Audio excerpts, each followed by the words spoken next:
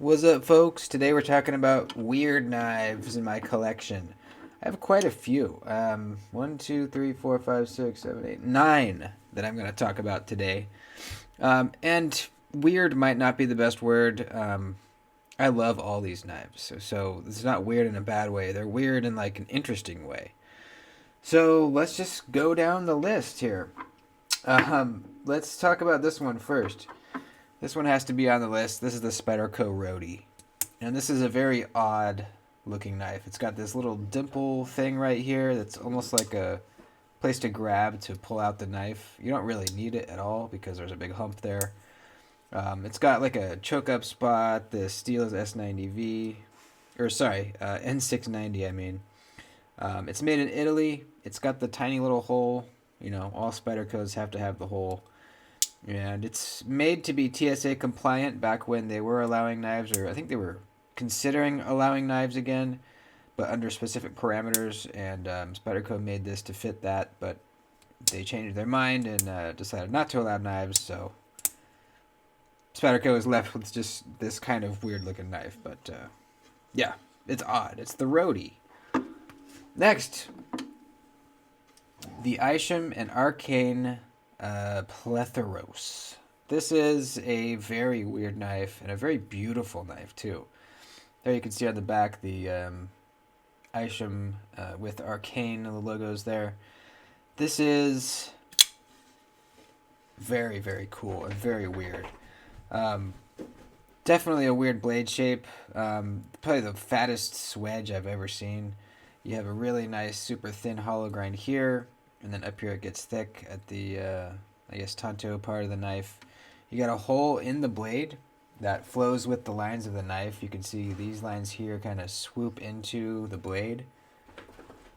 It's so cool, man. These three pieces of titanium are independent of the black part. They are actually separate pieces of titanium that fit in there. I haven't taken this apart, so I don't really know how it all works in there, but it's pretty cool, man. Really cool. Um, this is not a user for me.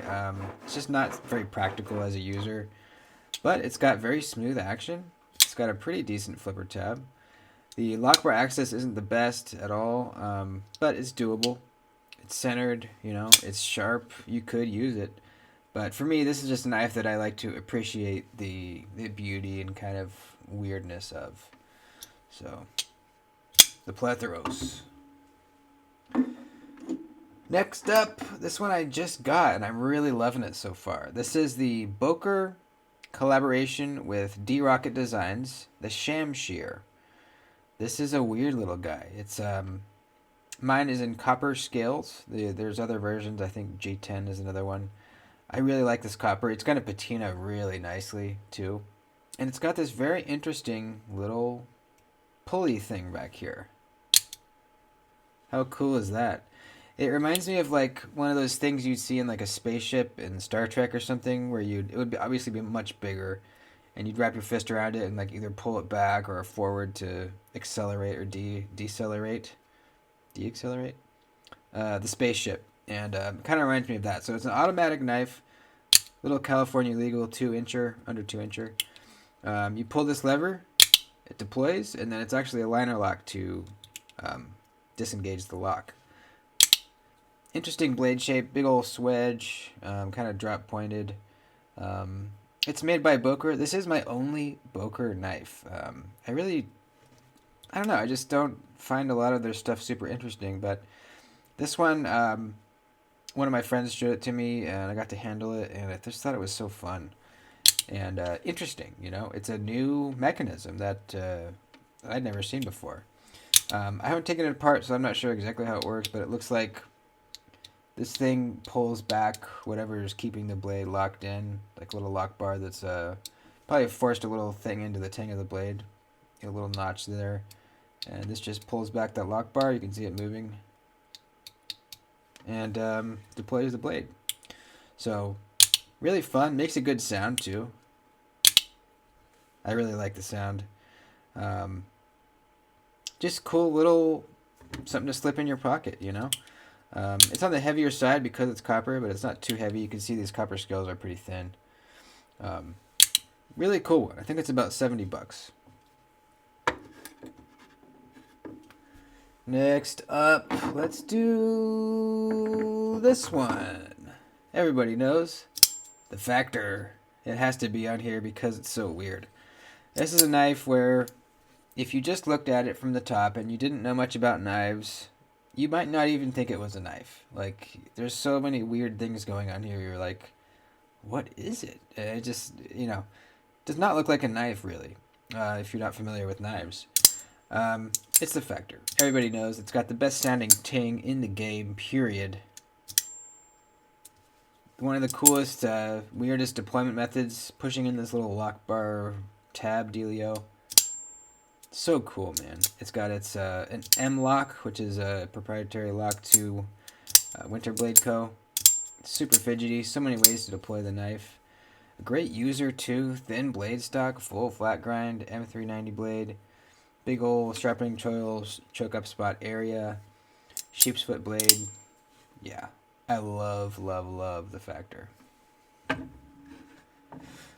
Next up, this one's probably the least weird, but I still think it's weird and cool. This is the Spyderco, and I'm blanking on the name. Crap.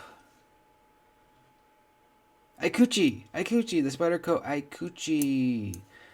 This is cool. I got it in a trade. I just thought it was interesting looking, and I really wanted to try this flipper tab thing. It's something I'd never seen before. It's like a wheel that's jimped, and you kind of just use it like a flipper tab. It actually works super, super well. Better than some flippers I've tried even. The jimping is really grippy, so you really don't even feel like you're going to slip off at all. Just put your finger on and just pull it back, and it pops the blade out. It's also got a compression lock, which is very, very, very smooth. I don't know if there's something different going on in the pivot, like on the Sage 5, but look at that. You don't have to let it bounce. I'm just showing how easily it's falling. Super cool. Interesting blade shape, a little bit of a trailing tip. Full flat grind. It's not super thin behind the edge, but it's fine. Another cool thing is the hole on the scales here lines up with the hole on the blade in the closed position. Kind of a cool detail. Doesn't have to be there, but he just thought it would be cool. The designer. I'm not sure. I forget his name. There's his maker's mark right there. Got the wire clip. It's got the kind of laminated carbon fiber, same stuff that you get on the Smock, which is not my favorite. If this had like titanium scale or something, that'd be so rad. Not a super useful blade shape, but not super unuseful either. I mean, this will probably be a better user than like this knife. It'll probably slice pretty good. The tip's not too high to where you can't even get to it. You can get to it. And it's just cool, man.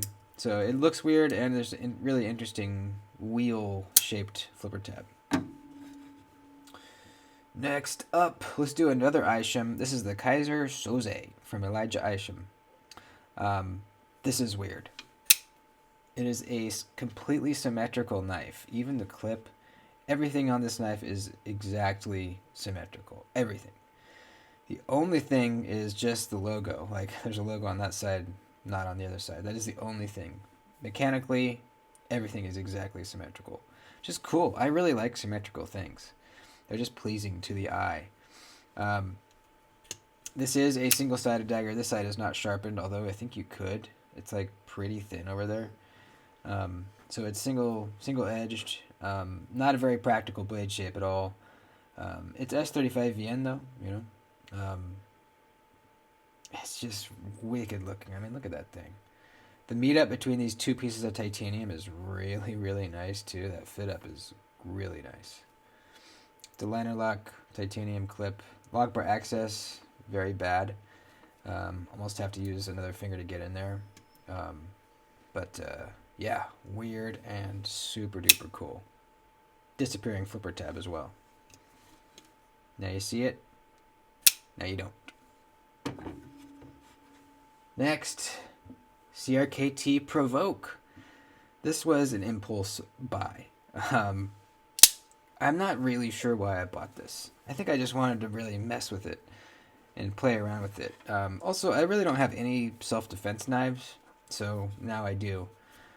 This is a self-defense knife. This is not something that you're going to be carrying day to day using as your EDC knife for all your cutting tasks. It's not meant for that. It's meant for ripping and tearing. So you can hold it reverse grip like this with your finger through the hole, which could be a good like fist pack knuckle thing. Or you can carry it just like this and use it like this. You could use it to open boxes and whatever, but it's just not going to be best for that. How you close it is this little mechanism right here. Pull this back and it allows this to shut. I just think it's cool how it deploys. You get this spot right here with a little jimping on it. You just push that with your thumb and it pops out. It also has like a wave type feature where, this is the clip by the way. You push up here, this lifts up and clips in your pants. It actually, and your pants go all the way up to like right here. So it actually is kind of deep carry, but it's enough to get your pinky in there and grab it. So this is clipped in your pants. You put a pinky in here to grab it. Or actually, I think you would do this. Stick your pointer finger in there. And then this lip catches on your pocket seam, and it deploys the knife as you're pulling it out. So if you do it at the right angle with a little practice, it pops out when you pull it out of your pocket, which is cool. If you're being attacked or you think you're in a sticky situation and you pop this thing out like that, I think that might even be enough to intimidate whoever is attacking you and get yourself out of the situation, maybe. The frame here, the orange part, is some kind of like synthetic material. The arms here are aluminum, and the blade steel, it does not even say. Doesn't even say. I'm not sure. But honestly, it doesn't really matter if you ever have to use this. Hopefully you don't. But it's going to be for like a one-time use, not for like daily cutting tasks, so it doesn't really matter. Next up. Whoops. Oh man, I messed it up. I did it backwards. Hang on. Next up. Yeah. The Aga Campolin. From, who makes this again? Dragonfly. Dragonfly AGA Campolin. Weird name. Weird knife. So I saw this on Neve's Knives and I had to have it just because it's so weird and cool. It's kind of hard to do under the camera, but basically it's a knife that you can whip out pretty quick. So you go down this way. Here, let me try to do it in slow motion. You fling it down and it opens this. It's kind of like the lock bar. And then you fling it back up this way and the blade flies out and also swings this into place underneath the tang, locking it out. So this surface right here fits under the tang right there and gives you your lockup. And it's like a wedged fit in there. So shaking it, it doesn't come out. How you unlock it is there's this little tab right there. You kind of hook your thumb on there and pull that out of its out of its wedge, and then you can close it. So you do it with enough force. That time I messed up. Let's see. Yeah, do it. Well, yeah. There we go. Do it with enough force, and it slams in. It wedges in there, and locks it out without falling out. It's hard to do under the camera, but you get what I mean. It's just really cool. The blade is hollow ground with kind of an interesting, like, curved plunge grind. I think it looks pretty cool. It's pretty thin behind the edge, you know. It's like a semi-crowned spine, too. It's very cool. I really like it. It's a little expensive for what it is. I think it's like $80, which I don't think it should be that much, but that's how much I wanted it. And it's very fun to play with. Now you might be thinking, is this going to open in your pocket? I really don't think so, because look, in order for the blade to come completely out, this lock bar has to come so far out this way. See, the blade is still stuck, so right about here is when this can swing free. So this lock bar has to open up that much for the blade to even open, and I just don't see that happening in your pocket. So I guess it is possible. Maybe if it was in like a really big cargo pocket, like down by your knee or something, maybe. But I really don't see it happening in your regular front pocket. But for me, it kind of stays at the desk here, and it's just a letter opener or, just something to fidget with. It's really fun. I gotta say, it's really fun to fidget with. What does it say on the lock bar here? Otonello design. Patent pending. Okay, cool. So, there you go. I'll put a link for it down below, if I remember. Hopefully I do. And lastly, sort of in the same vein, there's I guess it's kind of a gravity knife. The ultimate gravity knife, the Riot XO-M. So this is the second version they came out with the lock and the clip. A little bit smaller than the original and better for EDC because you can lock it and clip it in your pants. This is a knife I will never get rid of because it is so interesting and cool. Such a great conversation piece. My dad loves this knife. Whenever I bring it with me to like family dinner or something, he plays with it forever. He just loves it. It puts a smile on his face. Yeah, and it puts a smile on my face too. It's just so rad. I mean, some of the coolest sounds. You can even do tricks. Like I invented this one here. Check this out. It's a way to open it and get into reverse grip. You pinch it down here, and then as you're spinning it around, this is able to open up, and the knife kind of use gravity to swing the blade out. It looks better not under a camera, but yeah, the Riot XO, it's just rad. It's just cool, man, and pretty useful too. I mean, this is, it's a pretty good cutter. It's a drop point with a good swedge. Not like crazy thin behind the edge, but it's thin enough. I like the plain satin flats with the stonewashed bevels. Looks nice. Very solid lockup too. There is no chance of this failing on you. There is no possible way. This has to open up all the way to here in order for that to slide in. And if you're gripping the knife, especially with the lock on, that's never ever going to happen. I love the crisscross jimping up here too. That's one of my favorite things about it. I just really like that. It looks very cool. Full titanium, obviously. The Riot XO. There you go. There's my weirdest knives. Hope you guys liked it. Let me know what your favorite one is. And let me know in the comments. Maybe you could think of another weird knife I should have. I definitely like the weird knife collection. I really, really enjoy them. So, that's it. Like the video before you leave. And I'll see you soon.